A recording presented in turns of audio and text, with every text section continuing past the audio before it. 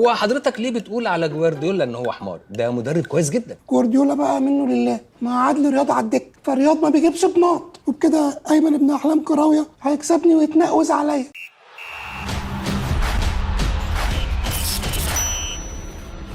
اهلا وسهلا بيكم. وتحضيرات الاسبوع ال 31 حضرت ووصلت. طبعا شفنا الدوري الانجليزي بعد تعادل ليفربول وارسنال الدنيا ولعت. السيتي لو كسب الماتش بتاعه المتاجل يبقى الفرق بقى 3 نقط ولسه في ماتش ما بينهم، فالدنيا حرفيا مولعه. فده كل المعطيات دي تقول لك ايه؟ تقول لك ان انت تجري جري الاسبوع ده من غير ما تعمل في فرقتك. لسه اول حاجه كابتن هالاند هيلعبوا قدام ليستر سيتي في ارضهم، فرقه من اضعف دفاعات الدوري وترتيبها المركز ال 19، فروح كابتن هالاند وبعدين تعال نشوف هنعمل ايه في الحلقه.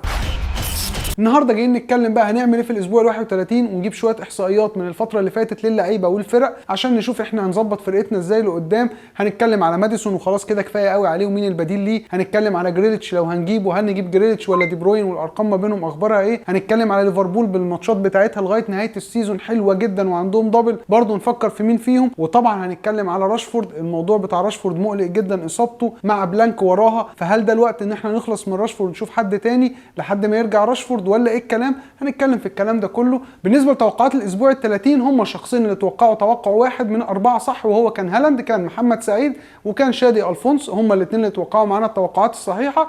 انت كمان دلوقتي انزل حط لنا في توقعاتك الاسبوع ال31 تتوقع مين اكتر حارس واكتر مدافع واكتر خط وسط واكتر مهاجم هيجيبوا نقط. تعالوا بقى سريعا قبل ما ندخل في احصائياتنا، تعالوا كده نبص بصه سريعه على الدوري بتاعنا ونشوف اخباره ايه. انا شايف في صداره الدوري بتاعتنا لحد دلوقتي محمد الليثي هو اللي في الصداره، محمد نوري بقى نزل للمركز الثاني بقى هو المركز الثاني، ومحمد الليثي هو في المركز الاول. طبعا في صداره شهر ابريل بقى بيجي معانا مايكل فرقه جلاديتور في الصداره ب 224 نقطه، وبيجي في المركز الثاني مينا برضو ب 224 نقطه. ماشي يا عم مايكل، انت ومينا استغلتوا فتره الصيام بتاعتنا، انتم مركزين واحنا مهيسين. بالنسبه لي انا جبت الجوله اللي فاتت زي الافرج بالظبط 54، جبت 54. ترتيبي طبعا اتدحضر جامد جدا، بقيت المركز 266,000 على العالم. فان شاء الله نحاول كده نعمل تعديلات الاسبوع ده وهبقى اقول لكم بيها عشان خاطر اظبط الترتيب الفتره اللي جايه. تعالى بقى كده هعرض لك دلوقتي الجدول اللي تحت ده، هتشوف قصه حياه الدوري من الاسبوع ال 31 للاسبوع ال 38، الدبلات والبلانكات وكل الاحتماليات للدبلات كمان هتلاقيها موجوده.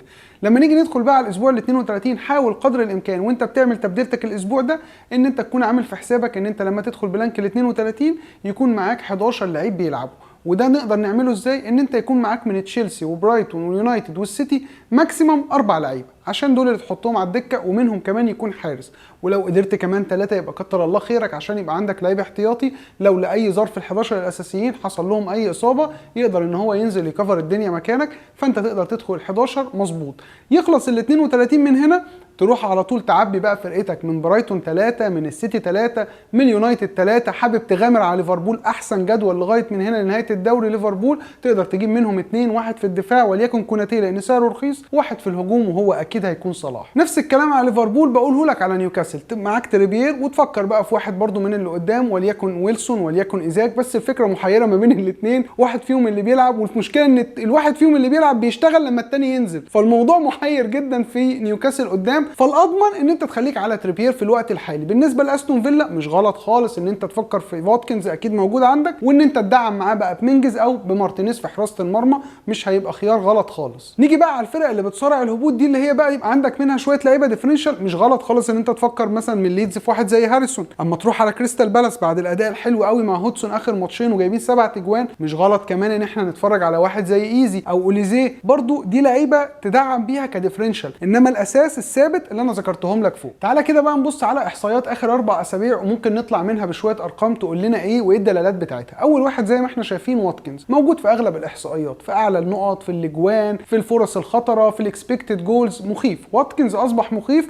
واصبح عدم وجوده في فرقتك يضرك جدا، فواتكنز اختيار لازم ولا بد ان هو يكون موجود في فرقتك. تاني لعيب معانا برضو الارقام بتتكلم عنه خيسوس من ارسنال. خيسوس اخر 4 ماتشات نزل ماتشين بديل، مشى رجله في الملعب وثبت ان هو كويس بعد الاصابه، لعب ماتشين اساسي قدر ان هو يجيب منهم 3 اجوان واثبت خطوره قويه جدا، وقدر ان هو تجيله 6 فرص خطره. يعني خيسوس مخيف جدا واوبشن ديفرنشال حلو قوي نرجع نفكر فيه تاني. الارقام برضو بتقول لنا على شويه لعيبه بس انا بفكر ان انا اقلشهم وما اتكلمش عنهم تماما، وانا هنا بكلمك على سانت ماكسيمان، بكلمك على تروسارد، بكلمك على هافرتز. سانت ماكسيمان اخره اسيست، ده لو اتشقلب طول الماتش هو اسيست، وكمان لعيب بيتبدل عادي وممكن ما يبداش، ده سانت ماكسيمان. تروسارد قبل ما يرجع خيسوس كنت اقول لك ماست هاف في فرقتك ولازم يكون موجود. حاليا لا، حاليا لو بينزل له 10 دقائق ربع ساعه في الماتش، فانا ما اشتريش لعيب عشان 10 دقائق ربع ساعه وانا عندي في نفس الفرقه واحد زي مارتينيلي. نفس الكلام على هافرز لعيب سيء جدا، بتجيله فرص كتير جدا، الفينش بتاعه سيء جدا، وفرقه تشيلسي واقعه قوي وبيدربها لامبرد. تعالى بقى كده اما نبص على احصائيات الفرق. بص يا سيدي، احصائيات الفرق هنا بتقول لك ان انت لازم تجيب حد من دفاع السيتي. طبعا انت قلقان جدا من دفاع السيتي، ابتدينا نقول جون ستونز وبياخد ادوار كانسيلو، راح مبدله في الدقيقه 56 لاقرع، يبقى احنا كده اكسكيب خلاص جون ستونز. من الاخر يا ابو الشباب، عايز تجيب حد من دفاع السيتي يطلع لك بكلين شيت، روح على ادرسون وريح راسك. اقل واحد ريسك في الدفاع هو اكي لو انت عايز يعني، بس انا رايي الشخصي بقول لك روح على ادرسون وريح نفسك من الفيلم ده. ندخل على برينفورد اخر 4 ماتشات ولا كلين شيت. ماتشاتهم اللي جايه عندهم وولفز بقى، في استون فيلا، في ليفربول، في تشيلسي. اخلص يا باشا، بيع يا عواد، اخلص من كل اللعيبه عندك اللي في برينفورد ان كانوا ورا، وكمان توني يخلص منه على السكه، ما انت واتكنز بقى موجود. فدي بالنسبه للعيبه برينفورد. اما تيجي تدخل بقى على استون فيلا، لا ماشيين حلو قوي وبيقدروا يطلعوا بشويه كلين شيت حلوين، فمش غلط خالص ان انت تفكر في مينجز او في مارتينيز على حسب وضع الفرقه بتاعتك. اما بقى بالنسبه لبورنموث، لما انت هتبص على الاحصائيات تلاقيهم ان هم طالعين ب2 كلين شيت من اخر 4 ماتشات. طبعا بغض النظر عن ان انا جايب اللعيب بتاع بورنموث المدافع قاعد عندي دكه مصاب، قاعد عندي اساسي مصاب، يعني انا مش فاهم، يعني انا جايب من بورنموث مدافع مين بيعملها دي ويطلع ب2 كلين شيت بس هو ما بيلعبش عشان مصاب، يلعن ابو النحس. بس عامه ما تخدعكش الارقام بتاعه بورنموث، وما تفكرش ان انت تجيب فيهم حد من الدفاع عشان هيتصاب لك. بالنسبه لارسنال، ارسنال دفاعه مش سيء، بس برده ما بقاش يقدر يطلع لك بالكلين شيت اللي انت مستنيه. الدفاع بتاعهم ساعات بيطلعوا مساهمات هجوميه، فمش غلط ان انت رايي تخلص من دفاع ارسنال. لو عندك زيتشينكو، بن وايت، اللعيبه بتاعت ارسنال في الدفاع، رايي ان انت تخلص منه وتعوضه بواحد قدام. لو عندك 2 اوريدي قدام، فانا رايي كفايه قوي عليك من ارسنال 2 بدل 3، عشان السيتي والليفربول واليونايتد كمان داخلين معانا في الحسبه، فمش هينفع ان انت تشيل لعيبه من كل فرقه 3 لان الميزانيه هتبوظ منك. نيجي بقى مع ويست هام اخر 4 جولات لعبوا 3 ماتشات، لان هم كانوا بلانك 28، طلعوا بال3 ماتشات طلعوا من 2 كلين شيت. يعني الدفاع بتاعهم كويس الى حد ما، لان هم كانوا قدام فرق متوسط. لما تيجي تتكلم على ماتشاتهم اللي جايه صعبه. عندهم ارسنال، بعدين بورنموث، بعدين ليفربول، بعدين عندهم دبل في ال34 منه ماتش السيتي وكريستال بالاس، فماتشاتهم متذبذبه رايحه جايه. بس مش غلط خالص ان انت تفكر في واحد زي زوما كمدافع خامس عندك، اللي هو بحيث ان انت لما تتزنق فيه في ماتش سهل زي بورنموث مثلا تلعبه، الماتش اللي بعديه مثلا ماتش صعب تقعده، وهكذا. يبقى مدافع عندك ممكن يطلع لك بحاجه، خصوصا ان هم بينافسوا، وزوما احنا عارفين انه بيزيد وبيقدر يجيب لك مساهمات هجوميه. نيجي بقى مع كريستال بالاس اللي مع روي هودسون، اللي راجع من الاعتزال ومن راجع من للحياه مره ثانيه، قدر ان هو في اخر ماتشين معاهم ان هم يكسبوا 2-1 و5-1، يعني بيجيبوا 7 اجوان في ماتشين. طبعا ما بكلمكش على كلين شيت ولا بكلمك على دفاع، بكلمك بقى على الناحيه الهجوميه، وانا هنا بكلمك على ايزي، على اوليسي، على ايو، وبالاخص ايزي مميز جدا في الضربات الثابته، ماسكها كلها بيقدر ان هو يجيب منها جوان. ايزي الماتش اللي فات لوحده عامل 3 اسيستات، هو اصلا لعيب كويس، مش بس عشان الماتش اللي فات جاب اسيستات، بس الفكره ان كريستال بالاس بدات تبقى فرقه تجيب اجوان، هو ده اللي كان بس بيخوفنا دايما من موضوع كريستال بالاس، خصوصا كمان ان ماتشاته اللي جايه حلوه قوي. عندك بقى ماتشاته اللي جايه ساوثهامبتون، في ايفرتون، في وولفز، في ويست هام، يعني ماتشات في المتناول جدا بالنسبه للاثنين، فهتلاقي فيها شويه اجوان حلو. طيب نيجي بقى على المعضله الكبيره. انا عندي في فرقتي ماديسون وراشفورد، طب اعمل ايه؟ واحد مش شغال والتاني اتصاب، ومفيش خلق بقى ان انا اصبر على ماديسون اكتر من كده. بص، بالعقل والمنطق، لو هتعمل سالب ومش فارقه معاك هتمشي الجوز ده، لو بالعقل والمنطق. لو انت بقى راجل عايز تحافظ على ترتيبك ومش حابب تعمل سالب، يبقى انت تمشي راشفورد. لو اتاكدنا انه مصاب، اتاكدنا ان راشفورد مصاب، نخلص منه، لان عنده بلانك في ال32، وللاسف ماديسون المتخاذل هيلعب الماتش بتاع 31 وال32 موجود ما عندوش بلانك، فده المنطق بس اللي يخلينا نخلي ماديسون للاسف للاسبوعين اللي جايين. طيب مين بقى البديل ليهم؟ لواحد فيهم لو هنمشي هيكون البديل بتاعك واحد من السيتي، وانا هنا بكلمك على جريليتش او دي بروين. طيب انا في العادي اقول لك البديل بتاعهم هيكون واحد بره اللعيبه اللي هتبلانك في ال32، ده العقل كله والمنطق. بس لو انت هتمشي راشفورد فمش غلط تجيب مكانه واحد برضه هيبلانك في ال32 وليكن جريليتش. وليه مش دي بروين؟ تعال بص على الاحصائيه دي وتتفرج على الاحصائيه. زي ما انت شايف في الاحصائيه دي، جريليتش بيتفوق على دي بروين في كل حاجه، في النقط، في الاجوان، في الاكسبكتد جولز، حتى في الاكسبكتد اسيست. في الاسيستات دي بروين جايب اكتر منه بواحد، اللي هو المفروض مستر اسيست. في دقائق اللعب، في كل حاجه، يعني دي بروين متفوق عليه بس في الكروسات، مش اكتر من كده. فجريليتش كمان سعره 7 مليون، دي بروين سعره 12.1 مليون، فرق 5 مليون دول يجيبوا لك لعيب في حد ذاته اصلا. فكل المعطيات بتقول لك تروح جري على جريليتش. طبعا هتقول لي جريليتش عنده بلانك، فزي ما قلت لك جريليتش لو هتمشي راشفورد تجيب جريليتش. وانا ليه بقول لك جريليتش؟ عشان الماتش اللي جاي بتاعهم مغري جدا، هيلعبوا قدام ليستر سيتي في الاتحاد، يعني الماتش ده هيطلعوا منه برضو من الفرق اللي عينينا لازم تكون معاها ليدز يونايتد. ليدز يعني لما اقول لك ليدز يبقى انا بكلمك على 2 لعيبه، الاكيد منهم هاريسون والبديل بتاعه بامفورد. انا ليه بقول لك بديل بتاعه؟ لان بامفورد بالنسبه لي انا اجيبه مكان مين؟ يعني لو قلت لك بامفورد لعيب مكسر الدنيا، اروح اجيب مكانه واتكنز ولا هاري كين ولا هالاند؟ اكيد مش هجيبه مكان ولا واحد، فانا هروح لاوبشن نمبر 1 وهو هاريسون.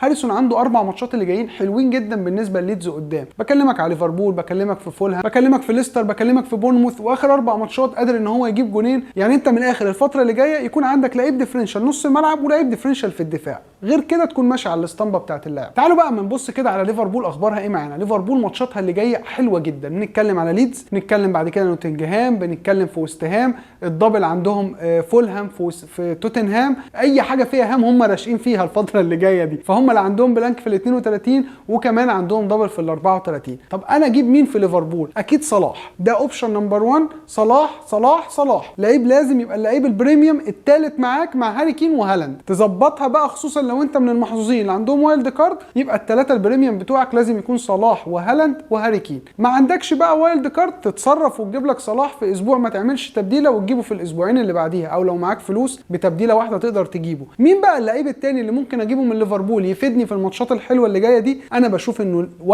ولا واحد ممكن يفيدك في ليفربول، خصوصا لو بصينا قدام لا داروين نونيز بيلعب اساسي ولا يوتا بيلعب اساسي، ولو لعب ما بيعملش حاجه، وجاكبو بنشوفه ما بيعملش حاجه. وبعدين بقى هتيجي تبص بقى ورا، ارنولد ما تضمنش منه اي حاجه، فلوسه كتير، نفس الشيء روبرتسون. عايز تغامر على لعيب تاني مع صلاح ممكن يطلع لك بكلين شيت وسعره حنين ما تزعلش عليه، كوناتي 4.9، اكتر من كده ما اقدرش اقول لك من ليفربول. نيجي بقى مع فقره الكابتنه، والكابتنه بتاعتنا للاسبوع ده هتكون هالاند او هالاند او هالاند، ما فيهاش كلام. هالاند ثم هالاند ثم هالاند. بيلعبوا في الاتحاد قدام ليستر سيتي، ما فيش كلام نقدر نقوله بعد كده. ما عندكش هالاند، وده الشيء لا يعلمه الا رب العالمين. وانت مين بقى ما عندكش هالاند؟ الكابتن مين؟ اعتقد ان انت تروح على هاري كين قدام بورنموث. ده يكون كده بالنسبه لي دي الكابتنه المضمونه جدا. اللي اقل منهم على طول هيكون ميتوما من برايتون. انا بالنسبه لي ميتوما هو الاوبشن رقم 1 في الكابتنه من برايتون، ولا ماك اليستر ولا سولي مارش. اكتر لعيب بيجيب نقط في برايتون هو ميتوما. لو معاك وعايز تكابتنه وتبعد عن الاساس هالاند وكين، روح على ميتوما على طول. وبكده يا صديقي نكون خلاص خلصنا الاحصائيات والتحضيرات بتاعت الاسبوع ال 31. اتمنى ان احنا نكون اتوفقنا نجيب لك الاحصائيات كلها ونجيب لك كل الكلام اللي انت حابب تسمعه. عندك اي استفسار، عندك اي حاجه، انزل تحت في الكومنتات وانا هرد عليك على طول. ما تنساناش بقى صديقي من الدعم بتاعك تعمل لنا اللايك بتاعك، تشترك معانا في القناه لو مره تتفرج علينا، وتابعنا على فيسبوك وعلى انستجرام وعلى تيك توك. كان معاكم اسلام سري من 1 2 بالعربي. سلام.